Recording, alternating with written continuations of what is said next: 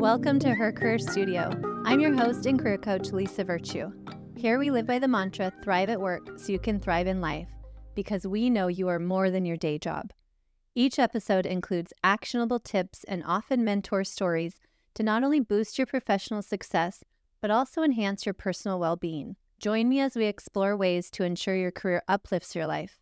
As you strive to achieve work-life harmony, head to hercareerstudio.com for free resources and coaching services to help support you during career transitions and challenges, such as when you are looking to find and land that next ideal job or promotion, or are leading a new team.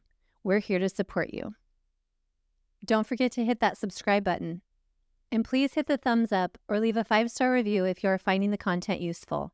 This helps us keep going in our mission to help women in their careers. Thank you so much for your support.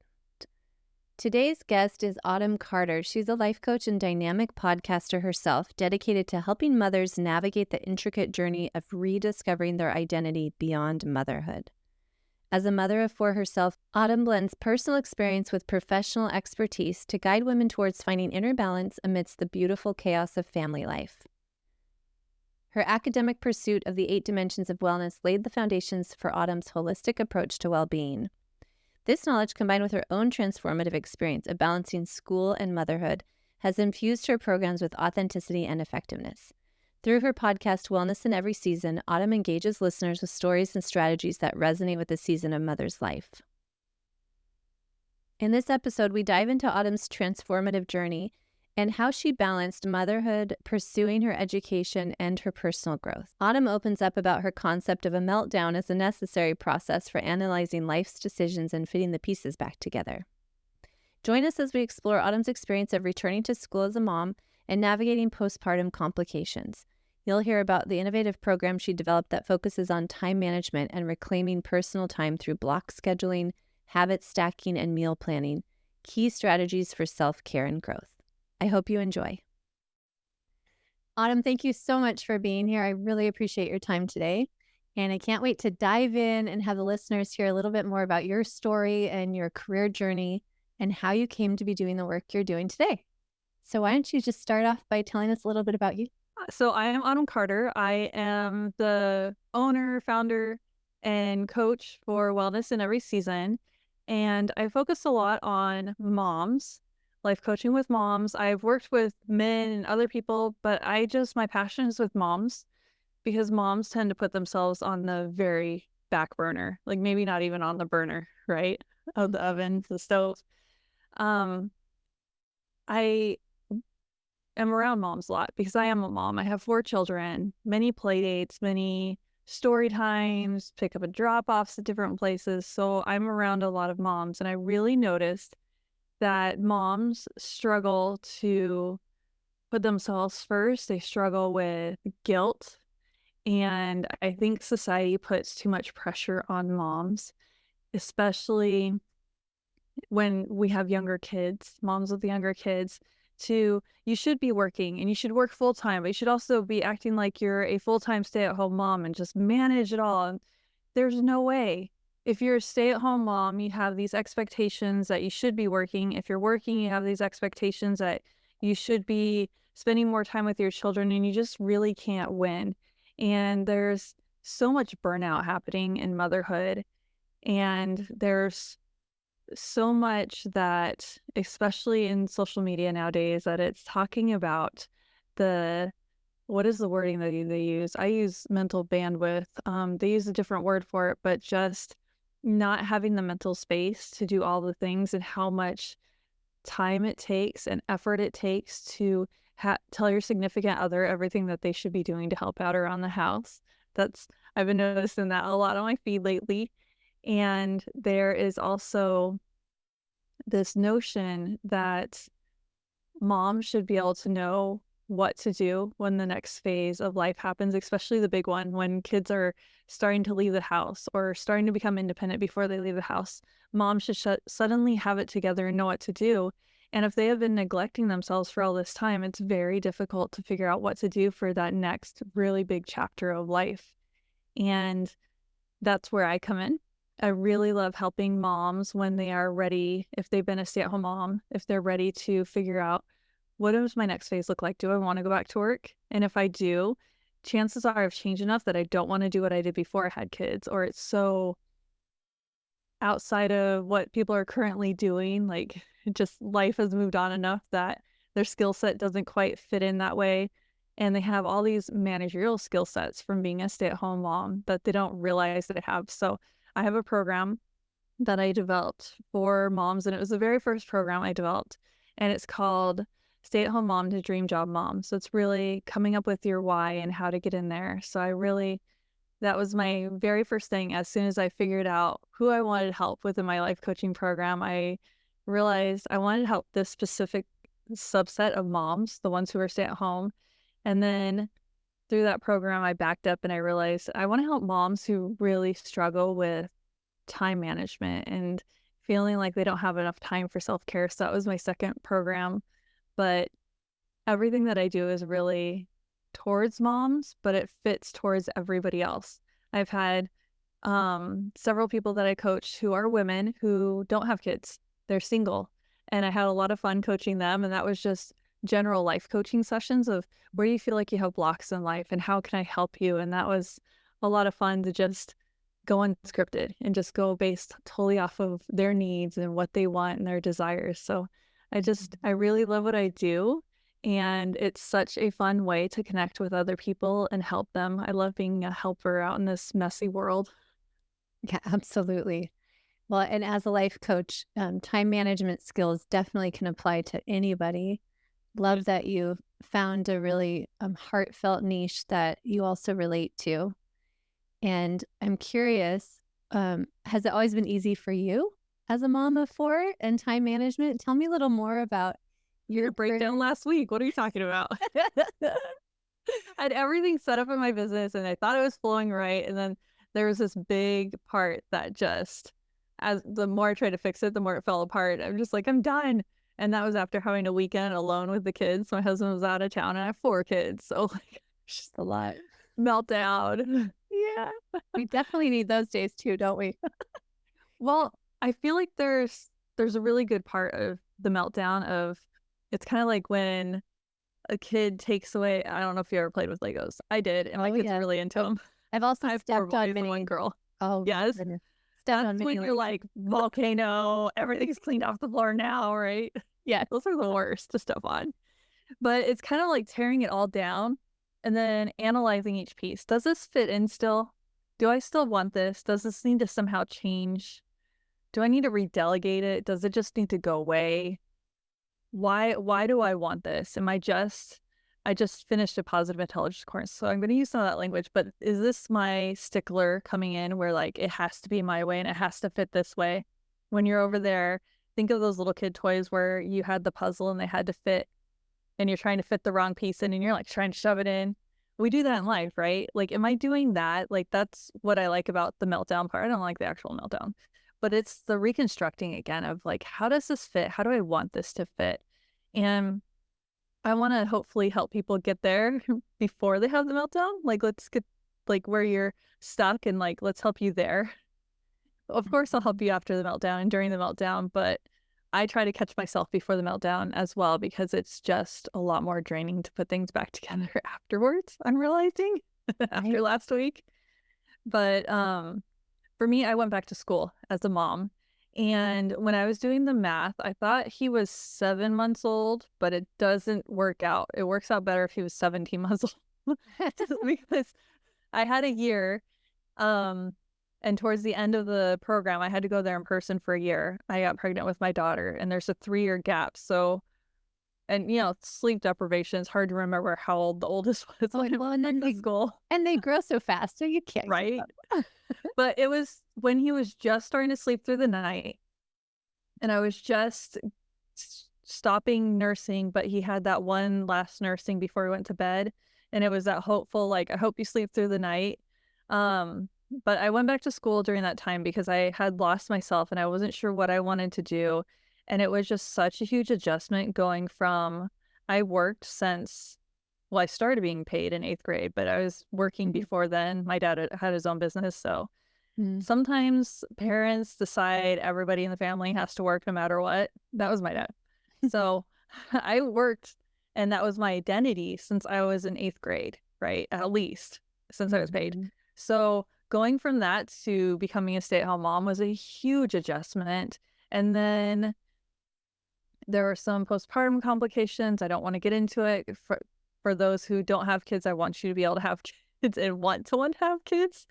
But there were some postpartum complications, and I had anemia because of it, and just a lot of adjusting, right? And Mm. adjusting from childbirth. Childbirth is very traumatic. You're using all the muscles in your body to inject a baby Mhm. that shouldn't normally fit out of your body, but somehow does. Science, magic. Mhm. Anyway, so I had this huge adjustment period, was just starting to get myself back together, and decided with my husband's encouragement to go back to school. He's like, "You helped me through school, now it's your turn." I had an associate's, and right as I gave birth to our oldest, so my degree's in medical billing coding, and it switched from ICD-9 to ICD-10, which was a huge change, and they'd been trying to roll it out for at least the last 3 years before they did.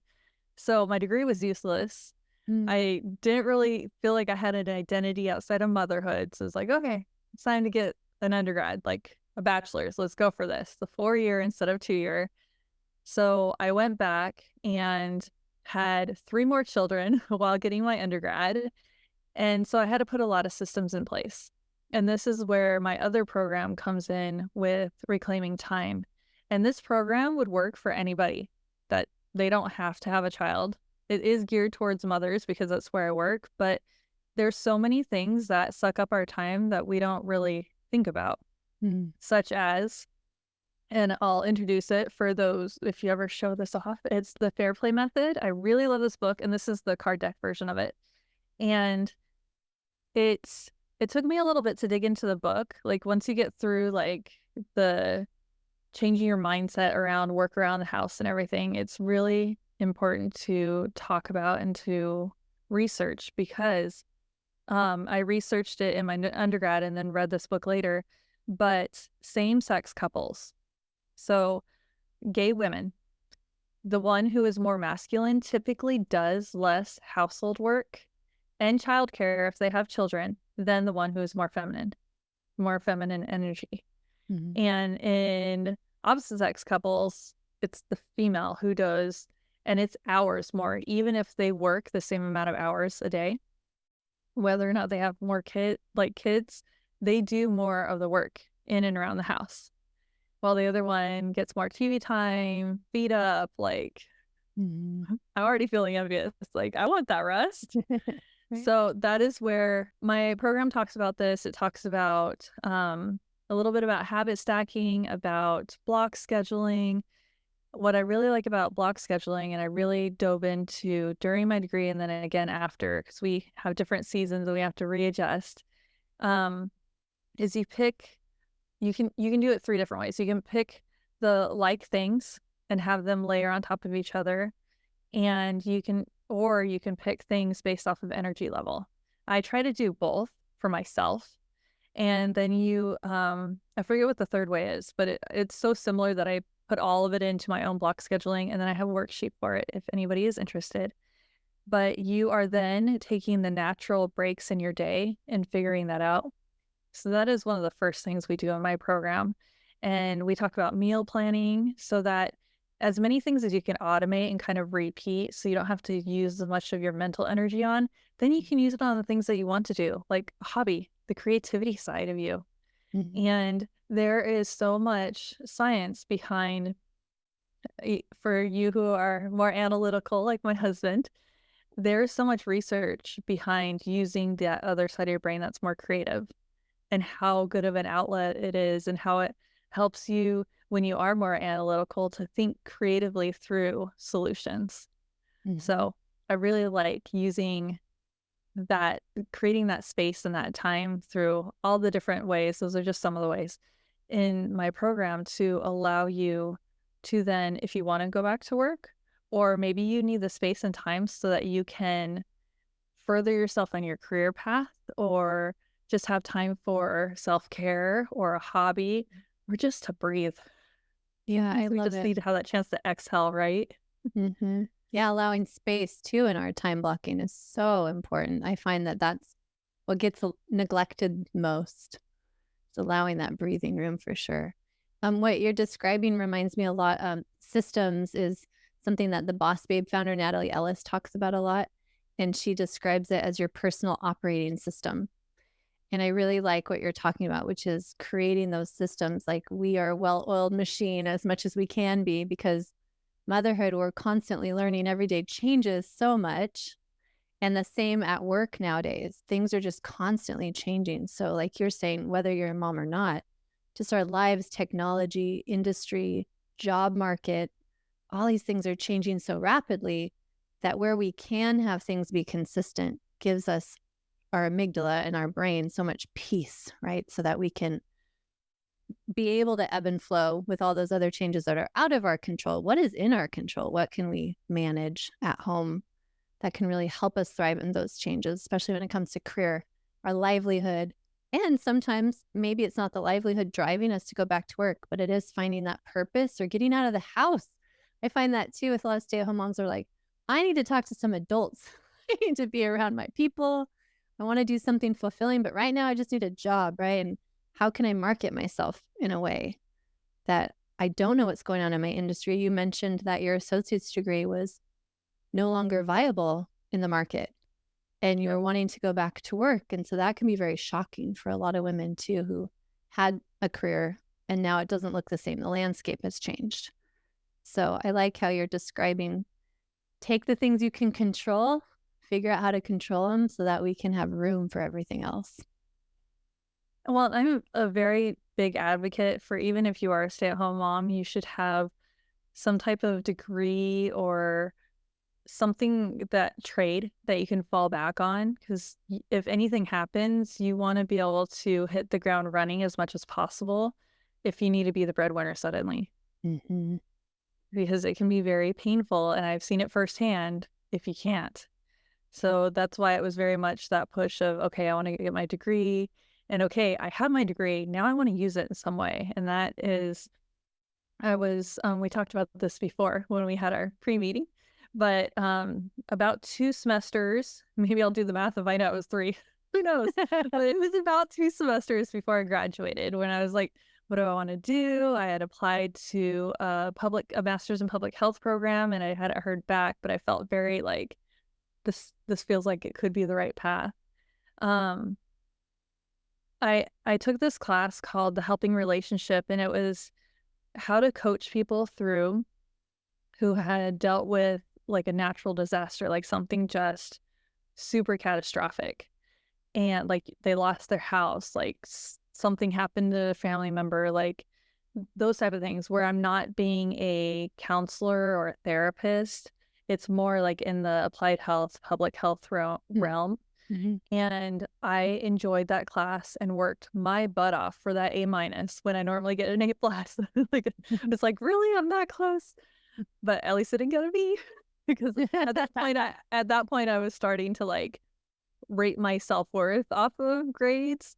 And I finally like unlocked this thirst for learning that I didn't have before when I went to the college. And when I was in, it was about towards the end of high school where I finally like was like, okay, I'm ready to get good grades. But like, those younger years that I didn't care as much about grades.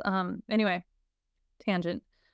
So I was taking this class and I realized I had a really big desire to fix people, and that comes from my past trauma.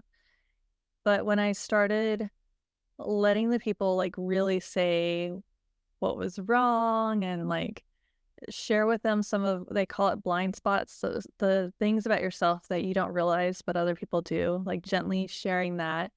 And I was realizing how much I was maybe not as natural with it because of my fixer, but how much I had a passion for it and how much I enjoy helping people. And this was just like this like moment.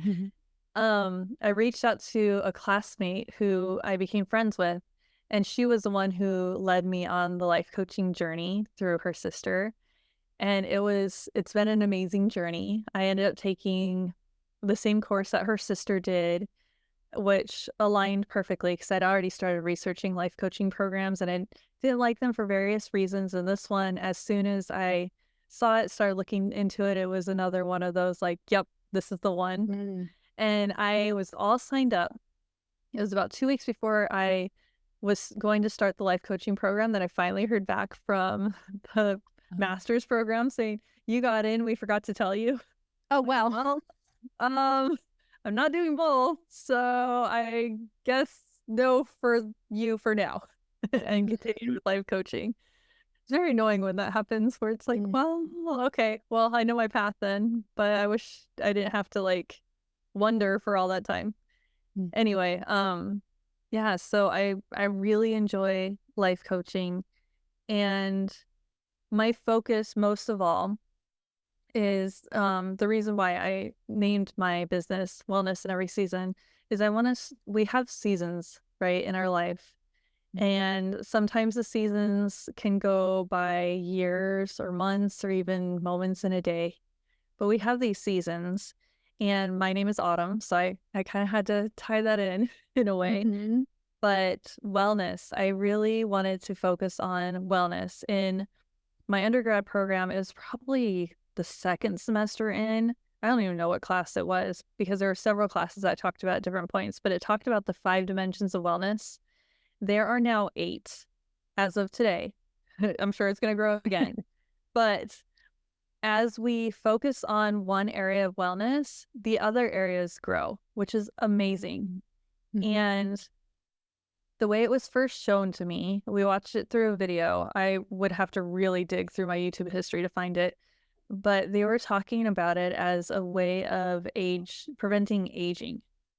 Mm. If you are focusing on your mental health, your emotional health, your social, your all the different, any of the dimensions, you can help prevent dementia. And they talked about Alzheimer's. And my grandmother and grandfather were alive at the time, 2 different sides of the family, and one had Alzheimer's and one had dementia. And so it's like, you have my attention. How do I prevent this Mhm. for myself? How do I prevent this for my family?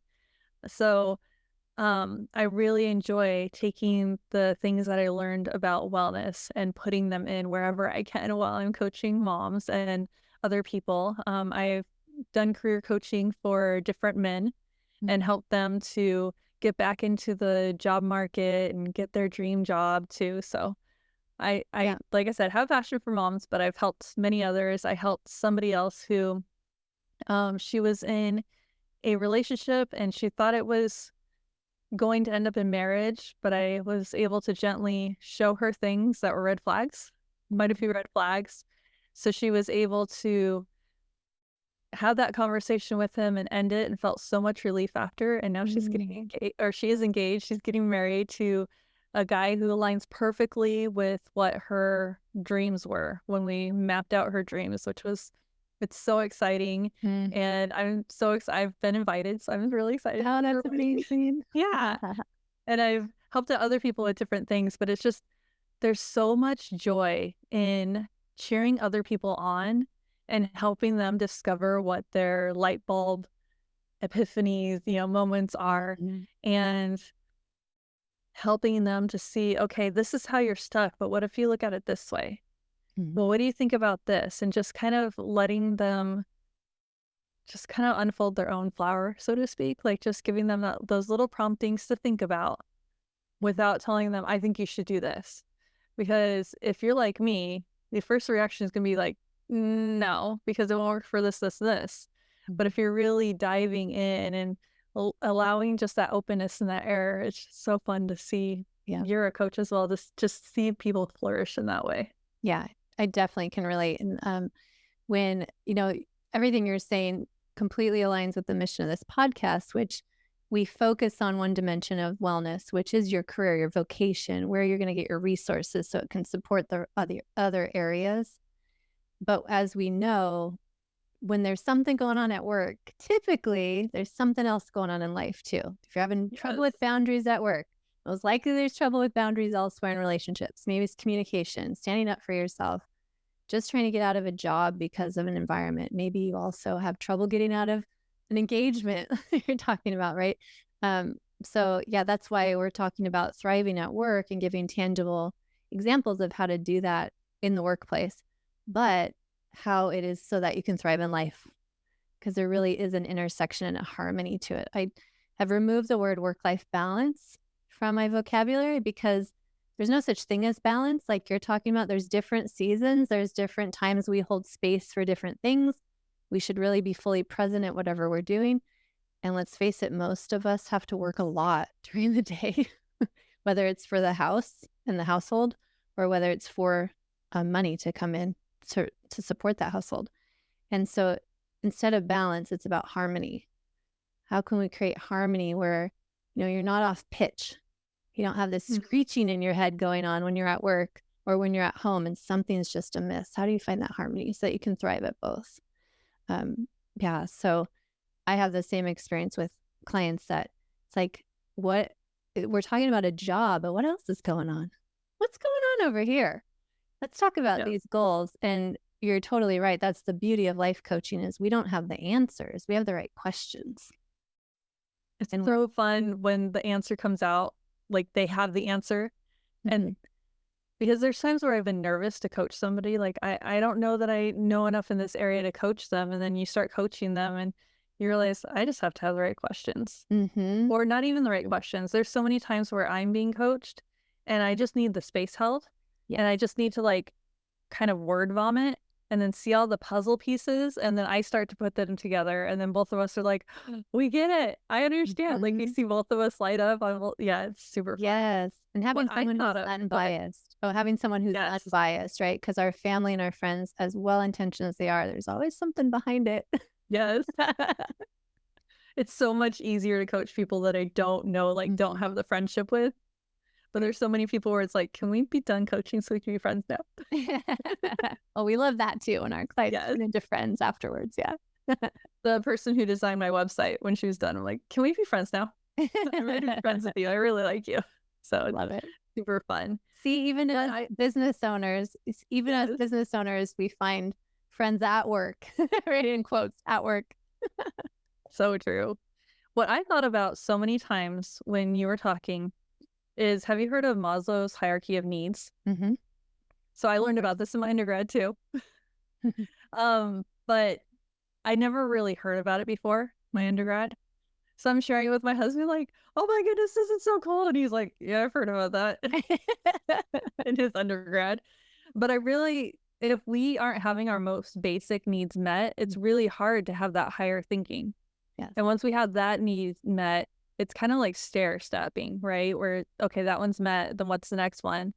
Sometimes we get that break of like, okay, I feel peace. But usually it's like, okay, what's the next thing? My next need? What's my next need? And that happens with coaching. Like once you have your career sorted out, okay, now that that fire's put out, what's the next thing that's kind of bothering me? How can and yes, it can feel exhausting, but there's the other side of it where you get to feel more and more peace as you are aligning yourself, aligning your life with what you need it to be. So that's what I thought about both times when you were talking about just having your needs met. That just popped into my mind. Oh, sorry. Hold on.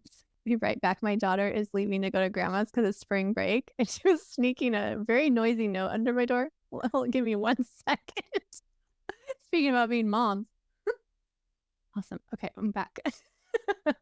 She wrote me a note on styrofoam that was like could barely fit under the door. So she was trying not to disturb me, right? So I was like, I'm recording a podcast, be quiet. And she went, that noise is the worst too. So bad. Oh my gosh, it's hilarious. Anyway, it's very. If you have a journal, you need to write that in to like reminder later. Yeah, I'm glad we're recording this. It's perfect. Well, I can like take out that snippet and like leave it for. I love it. At our wedding, remember when you used to do these things? Or just save it. Here you go. On your wedding cake.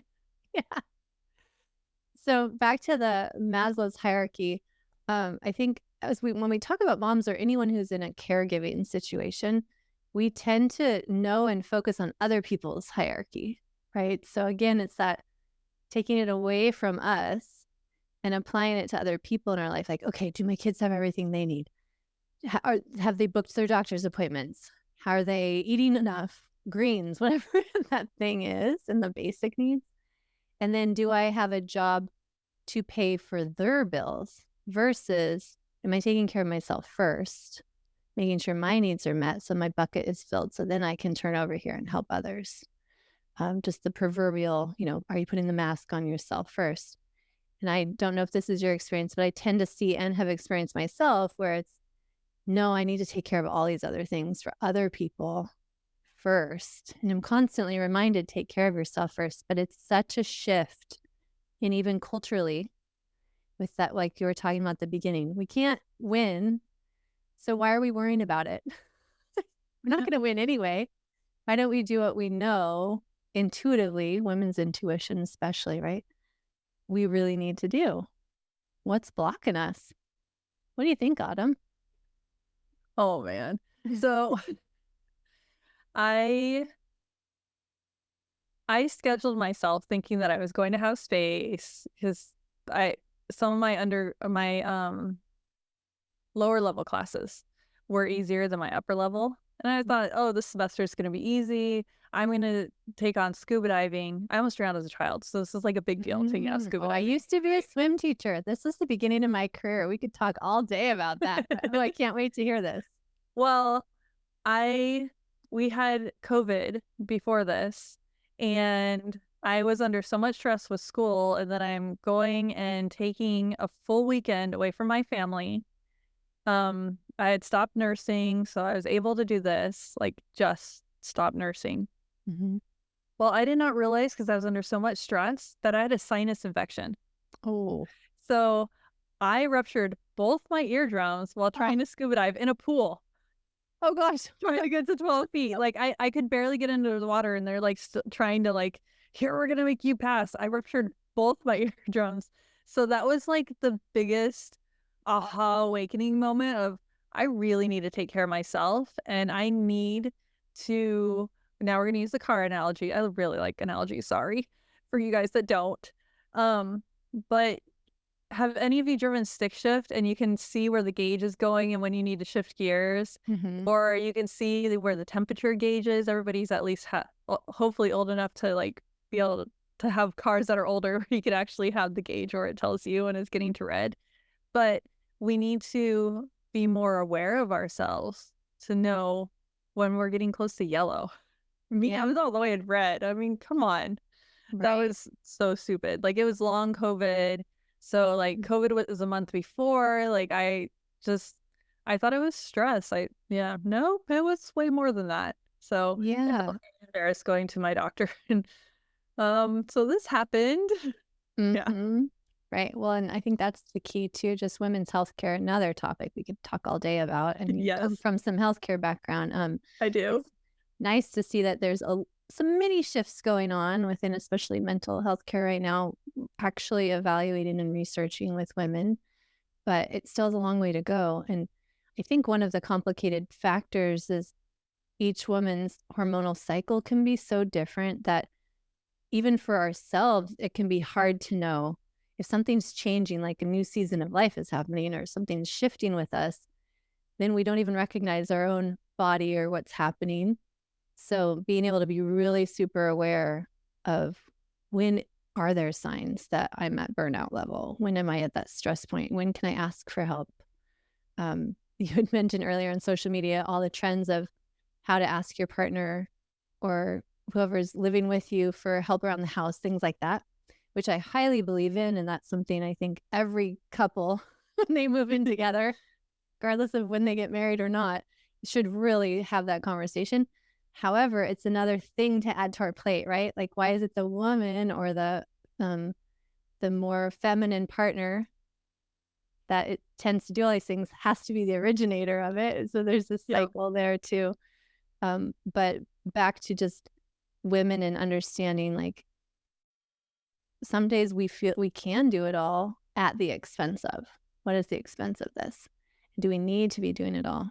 What can we let go of? What can we say no to? Constantly have to remind ourselves of that. Or what can we ask for help with? But if they don't help, it's okay. Just shedding those responsibilities that are not the primary needs being met. Yeah, exactly. And there's so many things where we should on ourselves, which Mhm. is very similar to a certain cuss word, but we'll make sure that this is kid friendly for the people who listen on car drives. But when we are shoulding on ourselves, we really are, Mhm. doing the other on ourselves as well, because we are locking ourselves down. The creativity is gone at that point. So we can't creatively think about, how do I work around this? Is there another way to look at this? Or maybe this is something that I don't even need to do. Maybe it's just Mhm. society telling me, or I feel like my in-laws are telling me, or I feel like work expects this of me.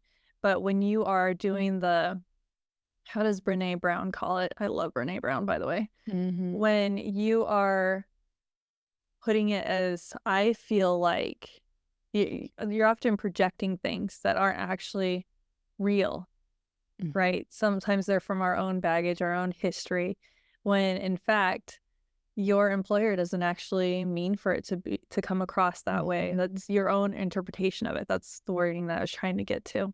Mhm. Going back to what you were saying before, really quick, rewinding. You were talking, it made me think about hormones. Mhm. There are so many times, since this is for women, there are so many times where you feel off and you get your hormone levels checked, and they're within normal ranges for the average person. If you are feeling off, dig into that.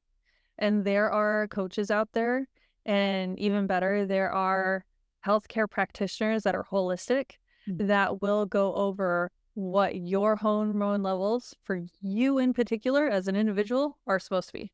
Yeah. Because there are so many And times where, oh, it was this hormone level was off because I'm really sensitive and it's supposed to be here when the average is here. So Mhm. I just wanted to get there and had that my mind room. I highly recommend. And if you go to your medical practitioner, most likely they will not do anything about hormones, especially if you are not at menopausal age. So we know premenopause can happen from like your 30s on, right? It can be all over the place. So, yes, finding the practitioners that are out there doing this work and this research so that they can dig in, I highly recommend that too. And Yes. and then making sure you're informing your practitioner. I recommend that. But I'm not a healthcare professional, but I have definitely had my Me own either. journey with it. And yes, highly recommend it based on myself and others I know that have gotten breakthroughs from that. Well, I had fertility issues, and come to find out, I ovulated at a different time than most people. See? I had very regular periods, because I no longer have periods, and it's the best thing ever, Mm. by the way. If you have very heavy bleeding, I highly recommend looking into vaginal ablation. Best thing ever. Mm. Seriously. Okay. New life. Yeah. But anyway, that's an aside. But really paying attention to, and this is what I firmly believe with thinking of holistic and wellness, which really are very similar. It's looking at the whole picture of you. Mm. You are an individual person. What science is looking at is averages. Mhm. You Exactly. are not the average, not in And everything. and they're only looking at what they've studied. Yes, even better. Yes. Mhm. Yep. And chances are higher that it's men that have been studying more than women. So Mm. Exactly. Yep. let's just put that out there. But really being in tune with yourself and your own needs. Mm. And when you are doing that, you will prevent so much burnout. You will prevent so many of your own blind spots. You will prevent staying stuck in a career that you hate Mhm. just because you know that it pays the bills. What if we can get you a career, and Lisa can help you with this too, Mhm. a career that you love and that pays the bills? You can have both together. I promise you can. Mhm. And it is so much better when you have something that is fulfilling, especially because here in America, we work more hours than in a lot of other countries. So that is a lot of time away from home, a lot of time of passion. So what if we can make your work and your passion the same Mhm. or very similar? I have an offer for anyone listening, and it goes in with my Reclaiming Your Time. And it is a worksheet for having a morning and an evening routine, because those are the bookends for your day. And I will give it to Lisa, so it'll be in the show notes for anybody who's interested. Another way to find it, is it's wellnessinEverySeason.com/free resources, and it's the second one in there. So Beautiful. Thank you for that. yes. Yeah, of course. Great. Do you have any other questions for me? Because I feel like I've just blown on the whole time. Wonderful. No, I think putting that mentor hat on and sharing your experience is beautiful. The fact that you had 4 children while going to school, I know that's not for all moms out there. No. And you might not recommend it for a lot of moms. No.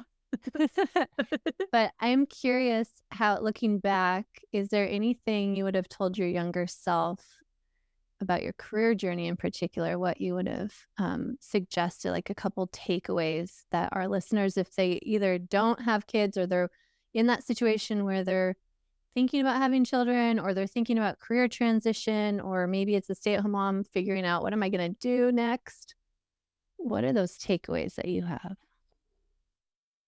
I think it's really getting out of, I haven't thought about this. I've started to go down that journey within myself, and then I started to feel that guilt for taking so long to finally get my undergrad. But I realized how much I learned along the journey, like because it turned out the way it did. So that was where the sigh comes in. But it's really taking the time to discover yourself and your passions.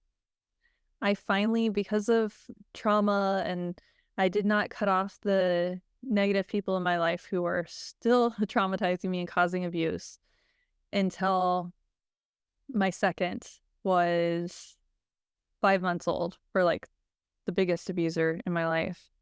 And that's when I was able to finally shed all of that and really, what do I want? I'm no longer pleasing. I'm no longer going through the trauma cycles.